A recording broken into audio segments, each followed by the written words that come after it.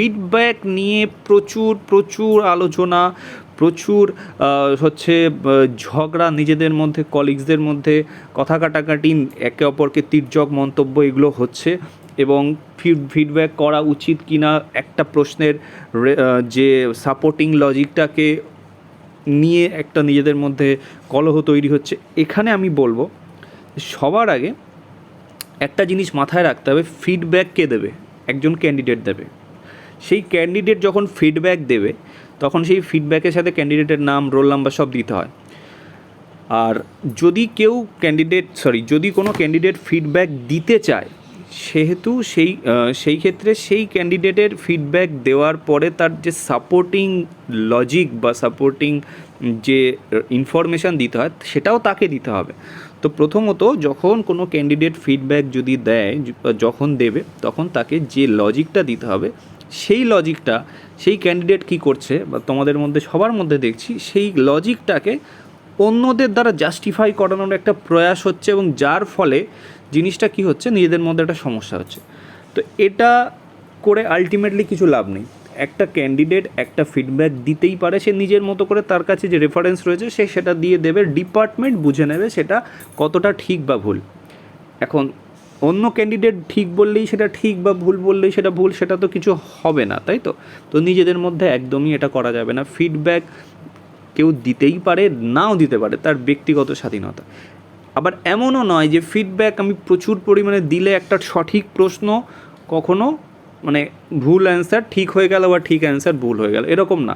আমরা কখনো কোনো ফিডব্যাকের দেওয়ার প্রতি না দেওয়ার প্রতি ইনক্লাইন্ড হব না।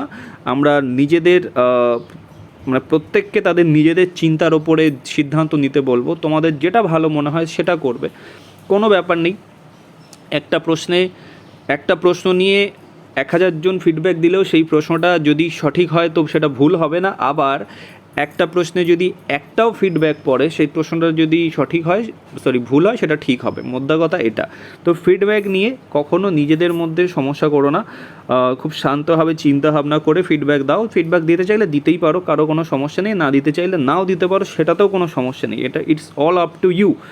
কিন্তু যেটা করতে হবে সেটা হচ্ছে যে send feedback by 3rd September, tomorrow, আগামীকালকের মধ্যে ফিডব্যাক দিতে হবে। দেখো যে অ্যান্সার কিটা দিয়েছে সেখানে একটা ইমেল আইডি দেওয়া রয়েছে, সেখানে ডেটও মেনশন করা আছে, ফরম্যাট দেওয়া রয়েছে। ওই ফরম্যাটে তোমার যা কিছু কোশ্চেন নিয়ে সমস্যা, সেই কোশ্চেন, তার যে তোমার বক্তব্য এবং তার সাপোর্টিং লজিক দিয়ে তোমাকে একটা ইমেল আইডি দেওয়া রয়েছে, সেখানে পাঠাতে হবে। এবং যখন পাঠাবে যে প্রপার সাপোর্টিং লজিক প্রত্যেকটা প্রশ্নের জন্য কিন্তু তোমাকে উল্লেখ করতে হবে, যে কিসের ভিত্তিতে তুমি বলছো যে এই প্রশ্নটা ভুল বা এই প্রশ্নের অ্যান্সারটা ভুল, এসেট্রা। সেই তোমার যুক্তি সেখানে প্রদর্শন করতে হবে সঠিকভাবে, তবেই কিন্তু ডিপার্টমেন্ট সেটা চেক করবে। চেক তো করবে প্রত্যেকটার ক্ষেত্রে, কিন্তু ডিপার্টমেন্ট দেখবে, সেটা ভেরিফাই করে দেখবে যে তুমি সঠিক কি না।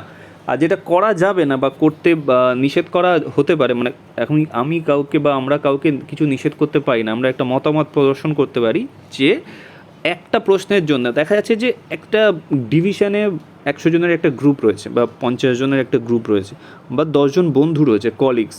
তো 10 জন বন্ধু একটা প্রশ্নের জন্য আলাদা আলাদাভাবে 10টা ফিডব্যাক দিতে পারে।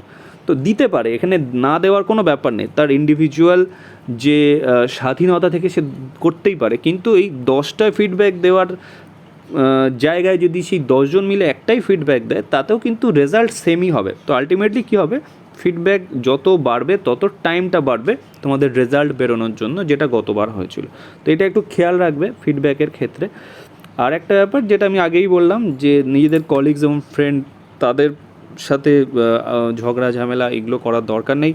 নিজের দৃষ্টিভঙ্গিটাকে অন্যের ওপরে চাপিয়ে দেওয়া বা নিজের দৃষ্টিভঙ্গি বা যুক্তিটাকে অন্যের দ্বারা জাস্টিফাই করানোর কোনো দরকার নেই।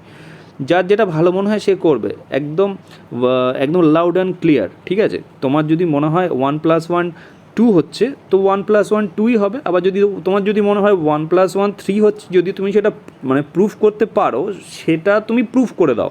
তুমি তোমার যে লজিকটা বলে দাও। এবার তাতে যদি সারা পৃথিবীর লোক 1+1 2 বলে, তাতে তোমার কিছু যায় আসে না, কারণ তুমি তো যার কাছে দিচ্ছ সে বুঝলেই হলো। এবার সে যদি বলে ভুল তো ভুল, ঠিক তো ঠিক।